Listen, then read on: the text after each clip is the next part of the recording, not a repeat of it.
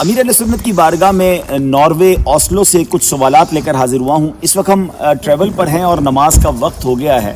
اب یہاں برف ہی برف ہے. کل رات -25 ڈگری ٹیمپریچر تھا. کسی کو وضو نہیں ہے, نماز کا وقت ہو گیا ہے, تو اب اسے اگر تیمم کرنا ہے, اب آپ یہ دیکھیں کہ اگر یہ برف جتنی بھی ہٹا لیں تو زمین تو نہیں ملتی ہے, تو کہاں تک اس کو ہٹانا ہوگا؟ اور تیمم کیا برف سے بھی تیمم ہو سکتا ہے؟ اچھا, اگر یہ جیسے اینٹ ہمیں مل گئی ہے تو کیا یہ زمین سے تو اوپر ہے, لیکن کیا اس پر تیمم ہو سکتا ہے یا برف سے زمین کو نکالنا ہوگا؟ اور اگر کسی ایسی جگہ پر ہے جہاں ایسی کوئی اینٹ وغیرہ یا کوئی ایسی چیز بھی نہ ہو تو پھر تیمم کیسے ہو سکتا ہے؟ اچھا, دوسرا سوال یہ کہ اگر تیمم نہیں ہو سکتا تو کیا اس برف کو اپنے جسم پر مل لیں گے تو کیا وضو ہو جائے گا؟ کیونکہ یہ بھی تو پانی سے ہی برف ہے. سوال یہ کہ جب آپ برف پہ نماز پڑھتے ہیں تو اب یہ دیکھیں نیچے اب برف ہے, تو پیشانی کو کتنا دبانا ہوگا کہ زمین کی سختی محسوس ہو, کیونکہ جتنا بھی دبائیں ایسا لگتا ہے کہ نیچے برف اور دب رہی ہوتی ہے. بعض اوقات جیسے اب یہ ٹیمپریچر اتنا ٹھنڈا ہے کہ اگر یہاں پر پانی تو ہو مگر بہت ٹھنڈا ہو, تو کیا اس صورت میں اپنے آپ کو سردی سے بچانے کے لیے تیمم کرنے کی اجازت ہوگی؟ برف سے تیمم تو ہو نہیں سکتا. اب اگر پانی نہیں ہے تو پانی پینے کا تو ہوگا نا آپ کے پاس, تو اندر میں تو اس میں وضو کر لیا جائے.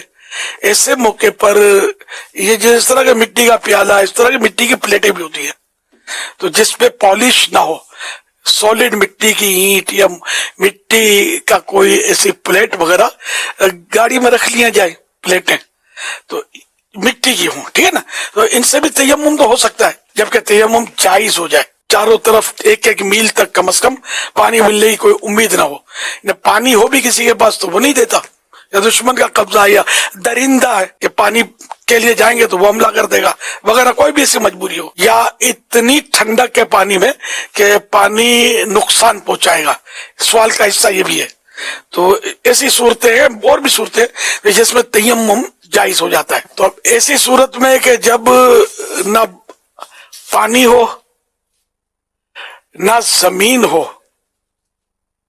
اور تیمم بھی یعنی کرنے کی کوئی صورت ایسی تیمم والی چیز ہی نہیں ہے جس سے تیمم کیا جا سکے, جو مطلب یعنی کہ نہ تیمم پر قادر ہے نہ وضو پر قادر ہے. اب ایسی صورت میں یا کوئی بھی ایسی صورت ہو جہاں نماز پڑھنا ناممکن ہوتا ہے, تو ایسی صورت میں نمازی کی نقل کرنی ہوتی ہے, نمازیوں جیسی ہیئت یعنی کیفیت بنانی ہوتی ہے. یعنی نماز کی نیت کے بغیر نماز پڑھ لے گا لیکن اس میں نیت نہیں کریں گے, اور بعد میں یہ نماز جو ہے یہ ادا کرنا فرض رہے گا, اس کو پڑھیں گے. تو ایسی مجبوری کی حالت میں کسی نے یہ ہیئت بنائی, نمازیوں کسی کیفیت بنائی, صورت بنائی, تو وہ گناہ سے بچ جائے گا, جبکہ وہ قضا بھی کر لیا, اور وہ قضا کا گناہ اس کو نہیں ملے گا. قضا نہیں کرے گا, خالی اسی کو کافی سمجھے گا تو گناہ کر رہے گا کہ اس کی نماز چھوٹ گئی, یہ صورت. اچھا, اب برف میں بتایا کہ جتنا پیشانی کو دباتا اتنا دبتی چلی جاتی ہے. اگر واقعی سے کیفیت ہے تو پھر سجدہ تو ہوگا نہیں, جب سجدہ نہیں ہوگا تو نماز نہیں ہوگی. برفانی علاقے والوں کو تو کوئی لکڑی کا پھٹا رکھنا چاہیے یار, تو جو مطلب سخت ہو اس کو بچھا کر اس پر سجدہ کرے, تو وہ سارا وہ زمین میں ذرا دسے گا نہیں. کھانے کی, پینے کی, پہننے کی, اوڑھنے کی کئی چیزیں گاڑی میں رکھی ہوں گی, تو اس طرح نماز میں کام آنے والی چیزیں بھی رکھی جائیں.